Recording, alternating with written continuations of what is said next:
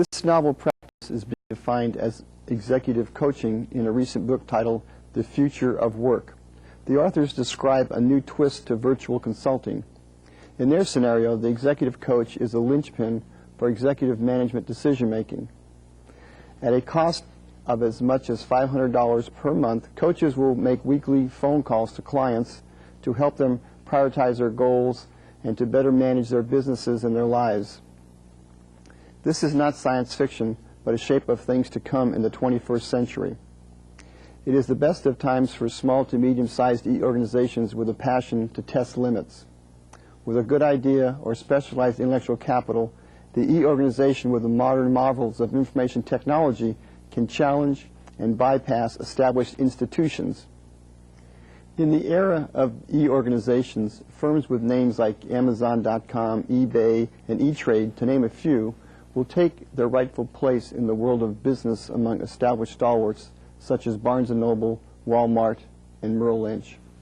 Those involved with the financial markets recognize that in the electronic world, the rewards for breaking with tradition are measured daily on American stock exchanges in a favorable way. I invite you to become an e-organization of the future. Thank you. Thank you, Michael. Let us continue with the second question and answer session. We have a question from Brazil, from Porto Alegre, the Senac there. Welcome, and your question, please.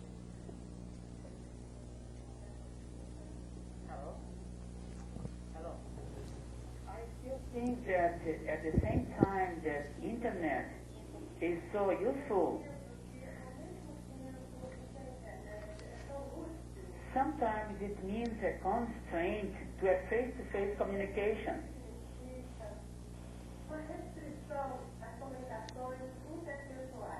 Because the first one is virtual and the last one is factual.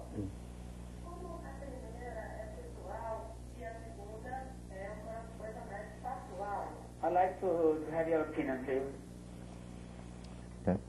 Yes, certainly. When I talk about the Internet or the e-organization, using information technology is just one element of your interactions. You constantly are still meeting people face-to-face. What it does do, it allows you the ability to multitask or do multiple things in a shorter period of time. But there is no problem with having face-to-face communication.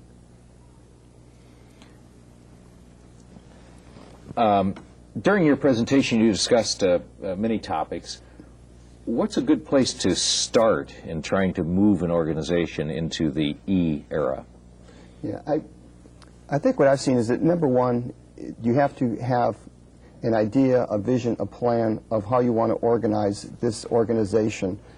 If you do not have a model to work from, what tends to happen is that many organizations have disparate elements of information technology. And it is imperative that you have a plan that could be 1, 2, or 3 years in terms of how this infrastructure is going to be worked. And we have a question now from Mexico City, from the UNAM Facultad de Medicina Veterinaria y Zootecnia. Welcome. Your question, please.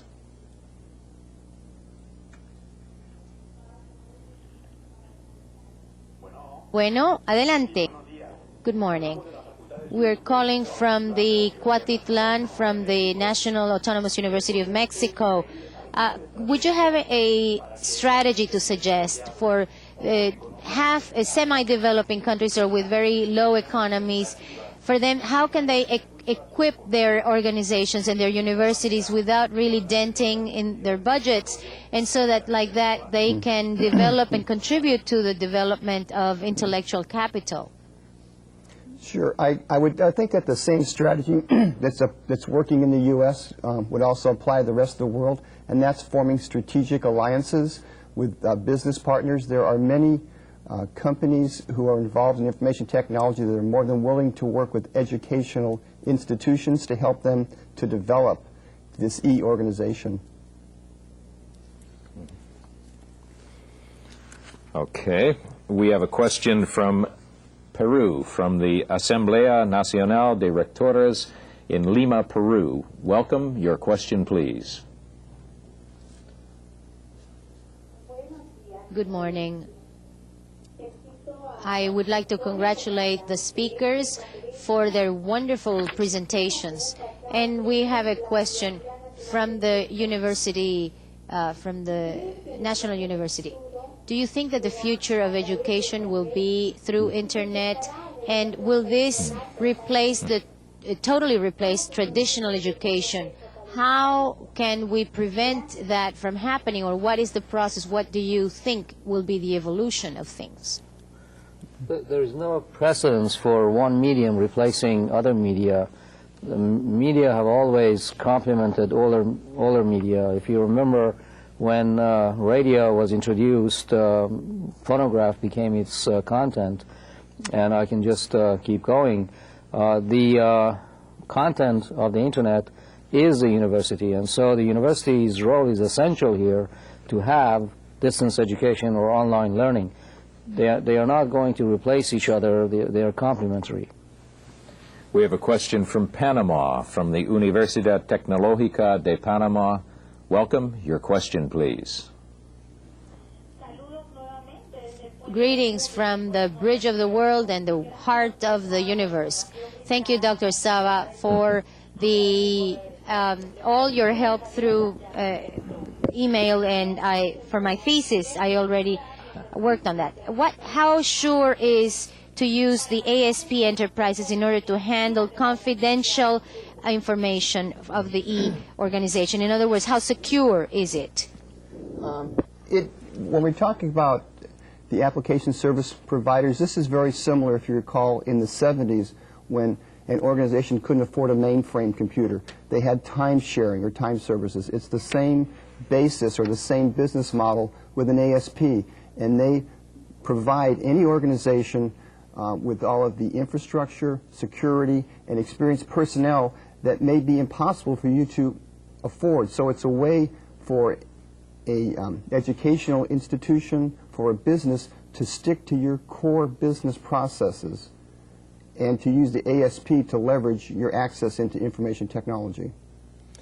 We have a question now from Brazil, from the SENAC in the Departamento Regional na Bahia in Brazil. Welcome. Your question, please.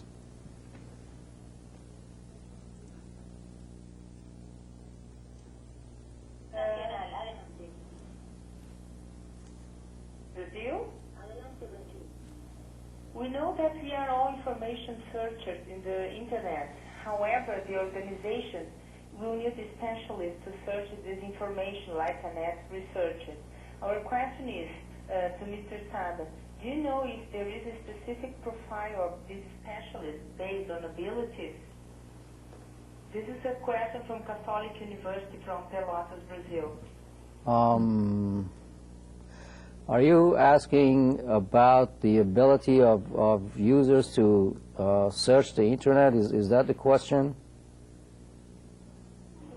I think a specialist to help people to search. A specialist to Yeah. help to search. Yeah. Okay, I didn't pick that up. Yeah. There are sites that actually provide that service to you. There are certain search engines that will provide you with a live information searcher as well as the technology behind the search engine. We now cross the Atlantic Ocean to Alicante, Spain, from the Universidad de Alicante in San Vicente, Alicante. Welcome. Your question, please. Good morning from the University of Alicante in Spain. We would like you to elaborate a little bit about in one of the latest summits in Europe, in Lisbon. The countries in Europe have decided to take this seriously and study about this technological evolution, which will enable the European Union and society to become an e-society. What is your perception from the other side of the Atlantic regarding the future in this kind of world where one of you has defined as the hyper-competitiveness? Do you foresee a race between Europe and America? Do you think that there will be collaboration, or do you think this is a straightforward competition? And another question is, what do you think about the tourist market? How will this be perceived, or what will be the changes introduced when it changes into an e-market, with the influence of the new e-market? How will this affect the trade and tourism, but basically tourism?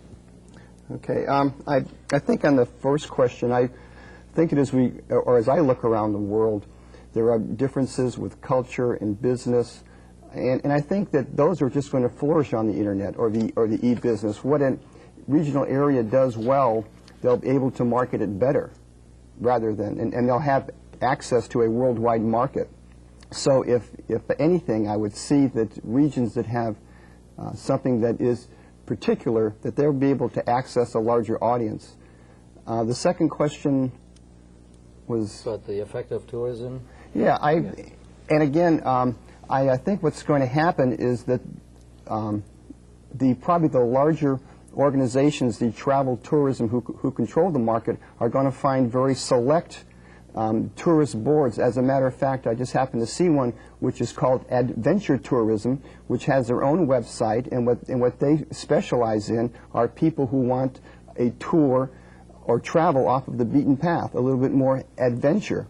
So again, I think that any organization is going to have more access to a worldwide market rather than less. Tourism was one of the very first industries to be affected by the internet. I remember in 1980 in London looking at some of the early systems, and the airlines and travel agents were the first to get on it, and then it tends to be jokes and sex then that come onto the internet as the popular offerings. We have a question now from Guanajuato, Mexico, from the Instituto Tecnológico de León. Welcome. Your question, please.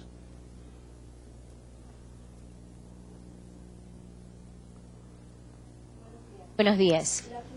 This question is for the future, but we would like to hear your opinion about what you foresee. What do you think will be the impact in the development of the intellectual abilities of men and the way they're going to interact from the point of view of human interaction? Well, I think one thing that the new learning technologies is going to do for us is to educate ourselves about how we learn. A whole set of issues that has not been addressed too often in education is learning how each individual develop his or her intellectual abilities. That is going to be enhanced by the technology. So hopefully we'll all become better learners, not necessarily using the technology, but using the technology as a mirror to reflect upon ourselves and learn about our ability to learn better. Yeah, I'd like to add to Dr. Saba's comment that I think a phrase I've always liked from my studies in psychology is called learning to learn by Tolman. And I think what the internet does in its learning ability, it allows the individual to learn at their own pace. So rather than restrict, again, it opens up your access to learn and at the speed and the level that you want to learn at. We have a question now from Bolivia, from the Universidad Privada Boliviana in Cochabamba. Welcome. Your question, please. Afternoon. Our question is the following. To what extent is e-education and distance education recognized as a valid method of studies compared to the traditional type of education as far as diploma and formal curriculum? That's a very good question. Most accredited institutions in the United States do not make any differentiation on the delivery system, if you will, as how they present the course. And so therefore, when you get a grade from San Diego State University, it doesn't specify whether this was a, quote, distance education course or a course on campus. There are, however, just like any other enterprise, people who are taking advantage of this situation, and so therefore, as I perhaps mentioned in my presentation, there are 6 regional accreditation agencies that each institution can apply and receive accreditation. In the final analysis, it's buyer beware, just like anything else. So when you are on internet and you're shopping for a course or offering a course to your colleagues and students, you have to make sure that it is from an accredited agency. We have another question from Mexico, from the Universidad La Salle in Cancun, Quintana Roo. Welcome. Your question, please. Good morning. What are the cultural changes that will be brought about in people by this e-culture? That's an excellent question. I think that, as I mentioned about learning, that again, you'll find individuals who are able to dig deeper and faster in terms of learning about different cultures. I think that the internet, how I see it, is essentially a movie, a script, and that people in general will be able to learn much more rapidly about different cultures.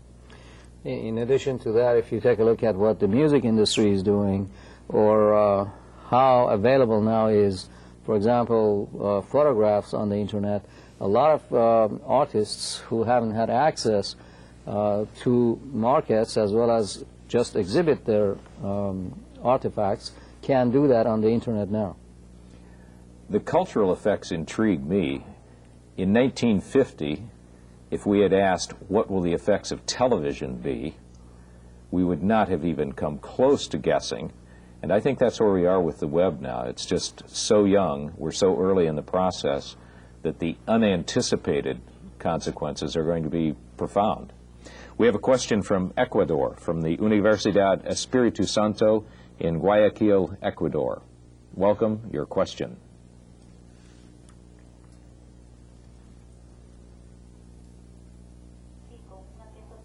With a greeting to all of you, what is the role of credibility in the implementation of the e-organization, particularly in the Latin American countries where reliability and credibility are put into question? Credibility. Yeah, I think that as we are talking about a new technology and a new business process, there's always the issue of credibility. What we're seeing is, from my point of view, just the evolution of information technology and how it's changing how we communicate, basically.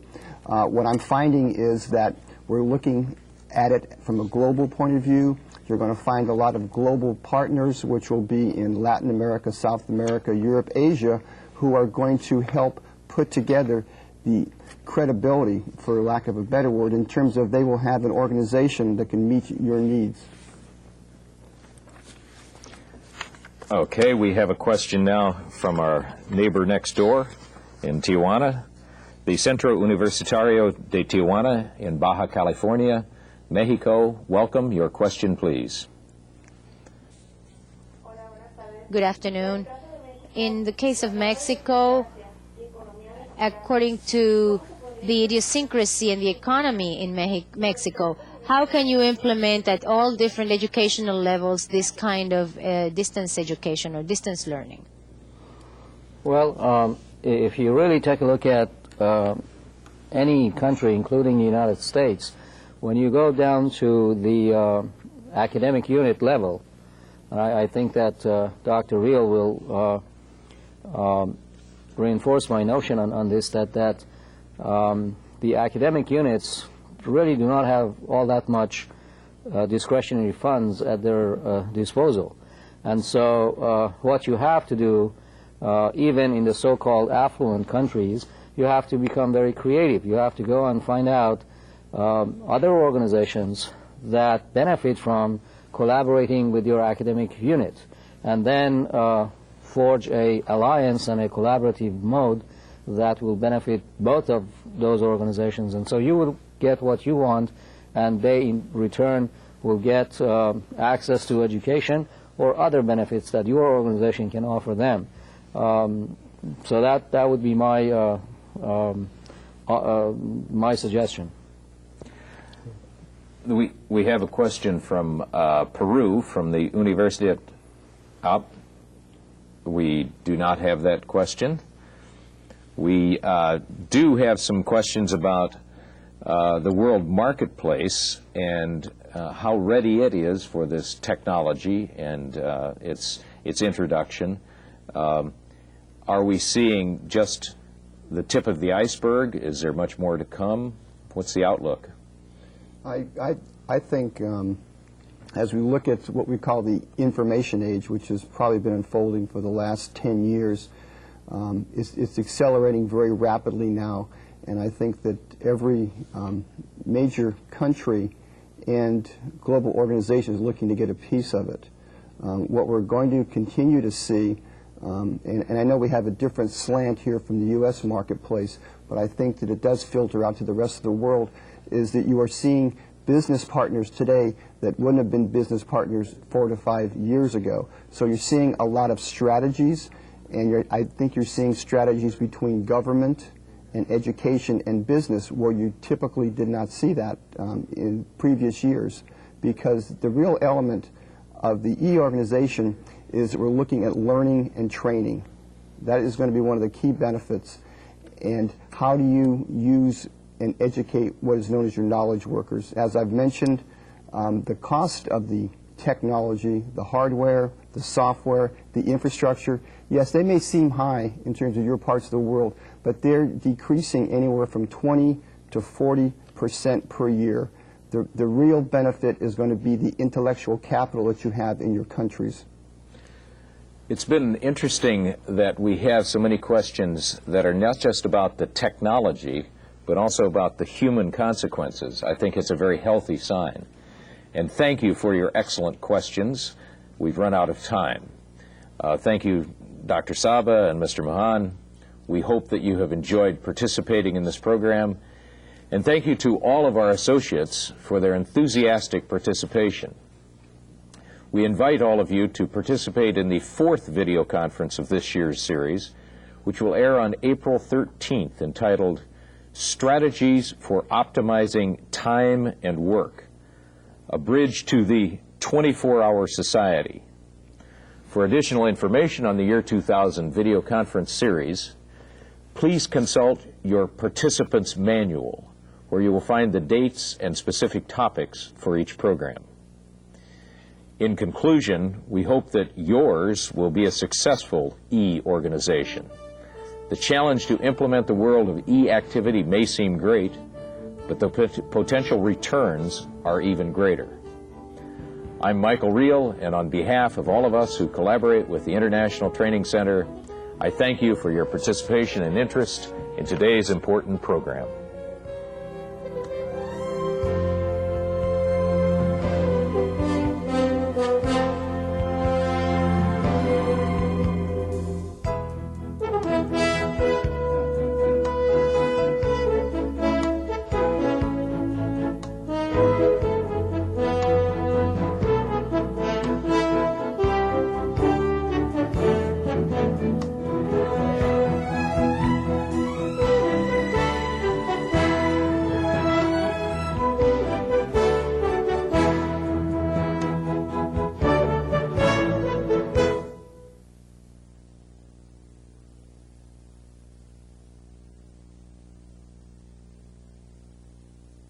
Thank you.